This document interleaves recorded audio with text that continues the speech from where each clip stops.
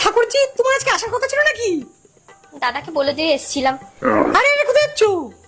না অসুবিধে হয়ে গেল তোমাদের আরে না, না। ফ্ল্যাটে বুঝি ওই লিফটে কাউরে বুঝি উঠতে দেয় না নাকি? আরে না দিশি, মানে বাইরের লোক নিষেধ।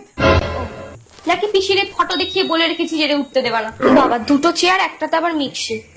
ভুল করে একটা লোক নিয়ে আসলে তো তোদের বাড়িতে কোলে বসাতে হবে। ঝানুর মিষ্টির দোকানে দাঁড়িয়েছিলাম বৌদি, মিষ্টি আনি না কি তোমরা খাও না? হ্যাঁ, কি মিষ্টি আনবো? কি দরকার পিসি? চা। প্লেট নাই তোদের বাড়ি? বাবা বাক্সে তুলে রেখেছে, আর নামাতে পারছি না।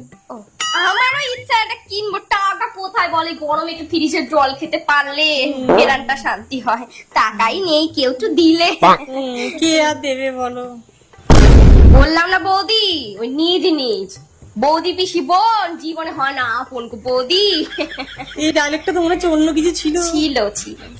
ঠাকুরজি, তোমার দাদা বাজার থেকে লেবু আর জলপাই এনেছিল, নিয়ে যাও যাওয়ার সময়। বাজার দিয়ে আনা না বেরেন থেকে কোরানো?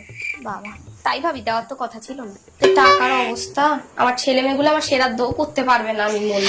আরে ঠাকুরজি, তুমি ওরকম চিন্তা করছো কেন? তোমার ফেরত তোমরা ধুমধাম করে করো।